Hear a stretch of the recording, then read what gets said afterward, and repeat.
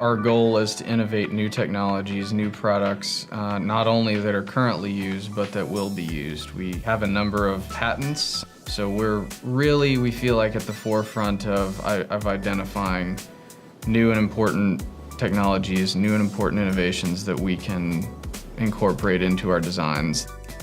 Our products are, in some cases, manufactured at such high tolerances and such a high standard that we were having trouble finding suppliers that really could meet those standards. But here in Western North Carolina, we were able to identify a lot of suppliers that could meet those requirements. Having a manufacturing company here is definitely way less stressful. I mean, we travel all over the world to sell our product, and I gotta say, everywhere we ever go, it's a lot more hectic than being here. It's nice to come back.